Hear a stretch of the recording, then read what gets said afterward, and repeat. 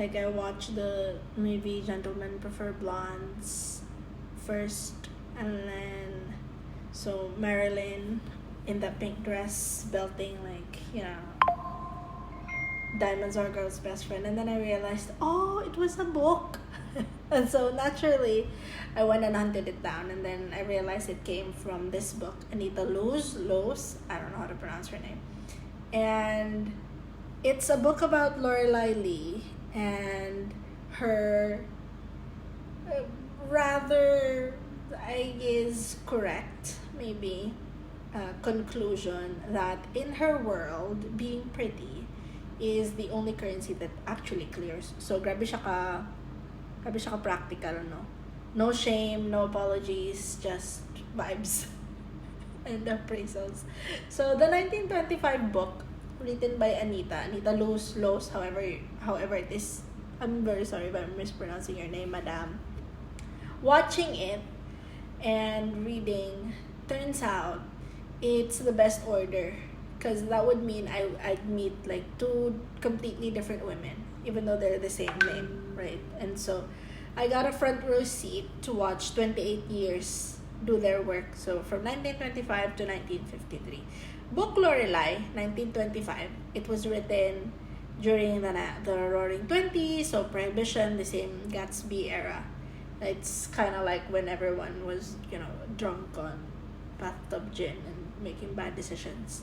The movie, it came out in 1953. So on the other side of all of that, in Technicolor and a musical number.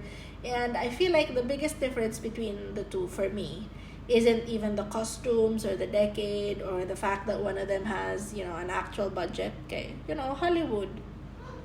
The difference, Bastilan, what the hell? What the fudge was that? That was so weird. Okay, so let's continue. Do you not want me to record this? Because it's, because kapilan na ako nga try nga mag-record about ani. But dili gid siya ma-record. Okay, anyway, I feel like the difference is si Dorothy. Because Dorothy had, different versions, I feel like, sa book and sa movie.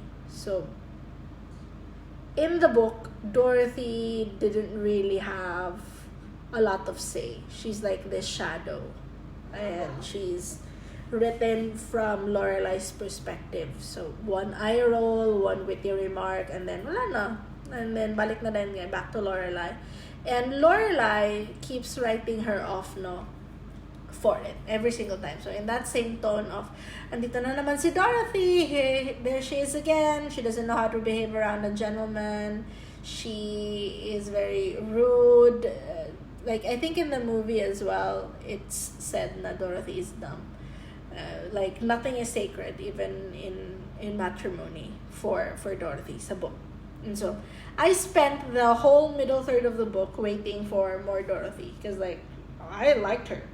I expected, pareha siya kay Jane Russell. Like, the movie had a lot of her kasi.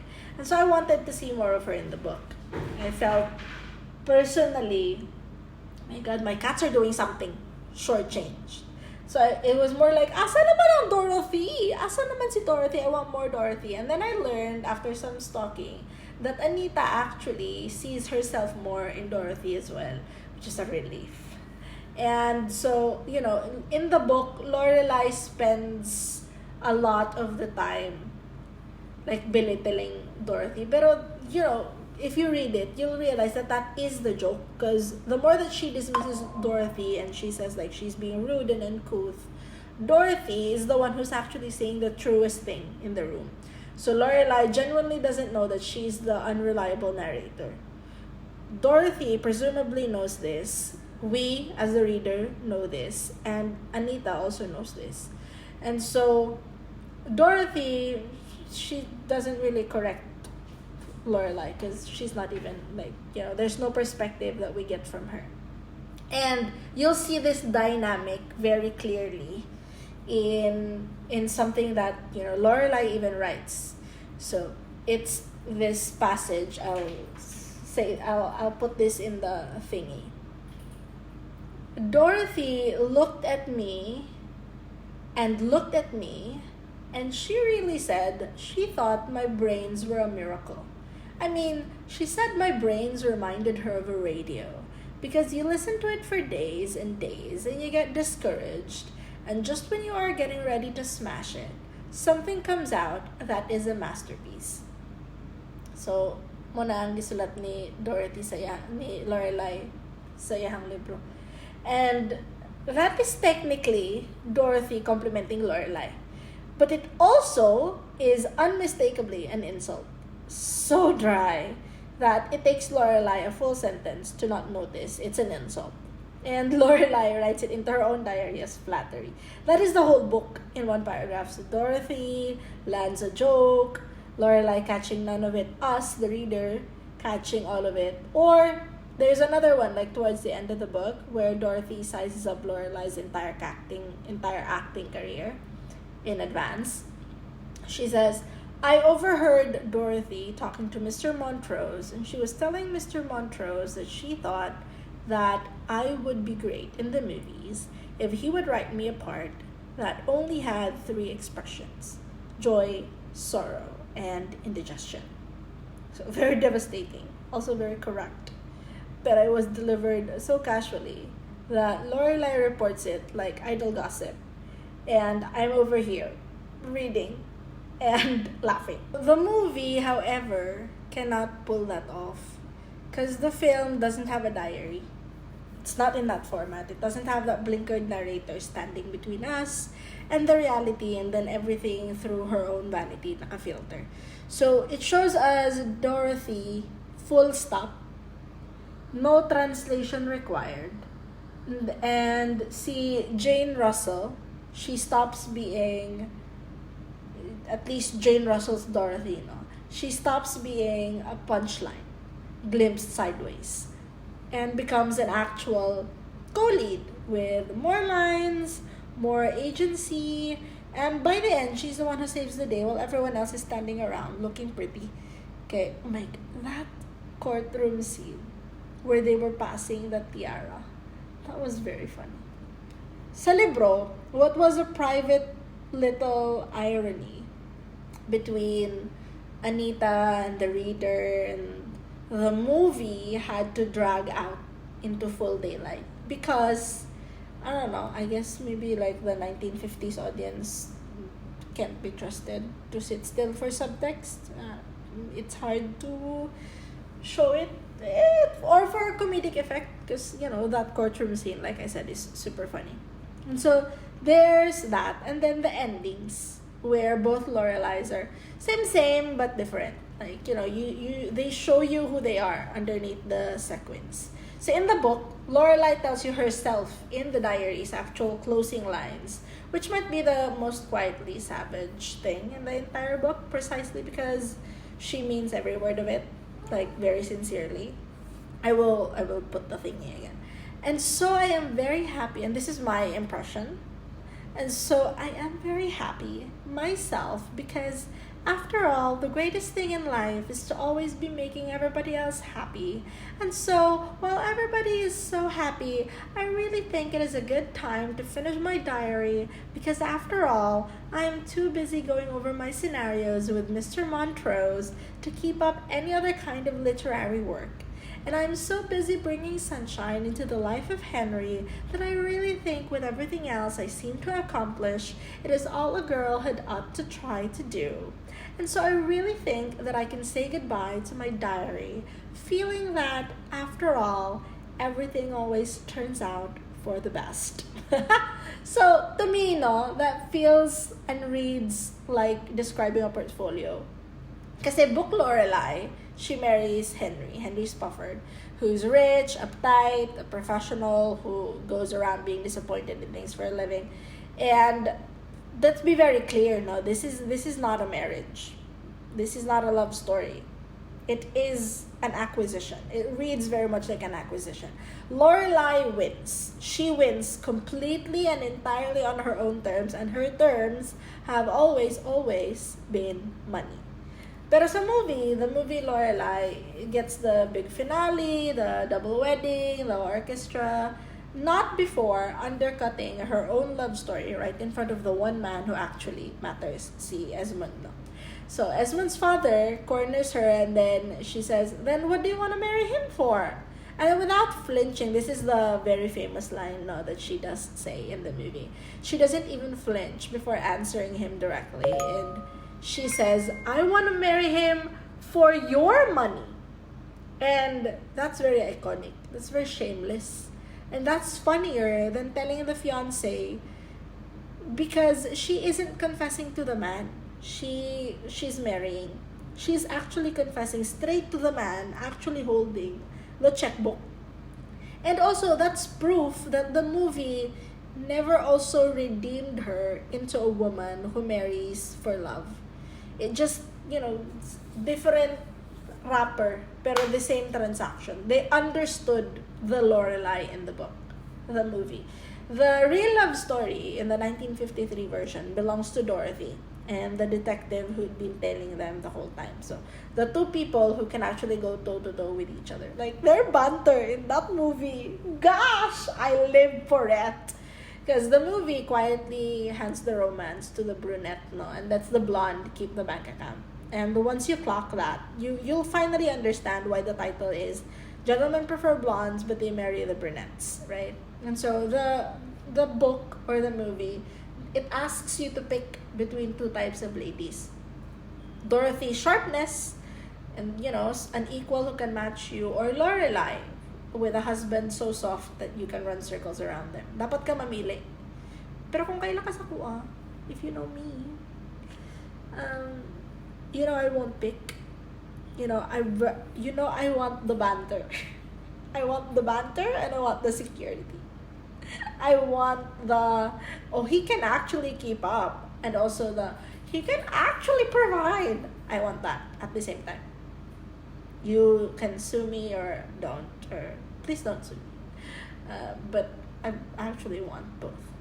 Somewhere in the middle of me arguing all of this out loud, and me realizing that while I was desperately looking for people who share the same sentiment that I was sharing after consuming both media, all I'm after pala was wanting someone to tell me na gusto din ako may mong friend ni si Anita. Anita, I feel like would be a really good friend. I feel like I would very much like to have good conversations with her, but preferably not under the moonlight because we're not on a date. I'd rather have that with Mr. Malone. Pero I feel like she's gonna be a really good friend.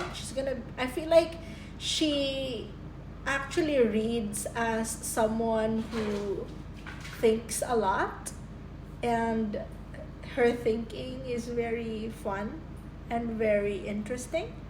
And so in the middle of me mid-debating and mid-conversation with myself, I formulated questions of what I would want to ask her if I, got to have dinner with her or met her or was there with her at her own time and her own timeline. And I realized that in the book, we don't get to see Dorothy's security.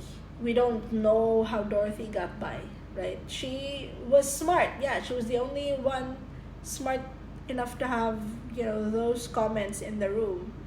But yet, how was she eating? How was she living? And I wondered if I tell her these things, would she get sentimental, or would she act like in a very Dorothy way and say, I left that third person girl or a third kind of lady out very intentionally because that was not our reality at the time. That would not have read as satire. That would have read as fantasy. And sometimes that's the whole point, is to make fun of the current situation where you're at to make a point. Or maybe she would reference herself, because when I was doing the research, I realized that she also isn't really a Lorelei. She isn't really a Dorothy. She actually also was a working screenwriter during her time, and she was one of the highest paid ones during her time as well. And she got married. She got married more than once, and she didn't marry for status. So she didn't really marry to be well off, you know. And so she was actually the third option, like strong, independent woman, Roxy Hart kind of thing, but also nagyapoy love sa iyang life. I'd also probably ask her if it was intentional that she split those two kinds of ladies, or if really, you know, she saw herself in both, not just Dorothy. But hindi, yeah, ito ba graman kay, no, I actually really was just pissed. Because that's the story they said, is like, she was on a train ride and she noticed that when a blonde girl dropped something, the guys were like so quick to help the blonde lady, and then she was struggling with her bags and no one was there. I don't know. She'd probably just be like, I just wanted to rant and say blah la la la la. Anyway, I don't know what she would say. Or she'd probably say like, you know, you modern feminists and you modern ladies, you're no different than what we were in the 1920s. Because, you know, 100 years later, it's the exact thing. It's the exact thing. Neither version of the story quite lets its heroine have. Right? Even in the book and the movie, Dorothy is same but different, and Lorelei same but different. And maybe that's why I can't pick a favorite between both of them. Not because they're both right, but because after a century, no, quite literally after a century, I can still spot precisely what neither of them was ever allowed to imagine for herself. Because, you know, the movie Dorothy, she did in fact marry for love. But who knows? Like, she is a working showgirl. She has money. See, Lorelei, she also married technically for love and got her status. But it would be really nice to see, you know, a version where you get to see the best traits from both of them married into a singular woman, and then that woman is thriving, and then that woman is me or you, kung babae ka man. Kung lalaki ka, you be the Gus or the Malone. Anyway, that's it. Bye.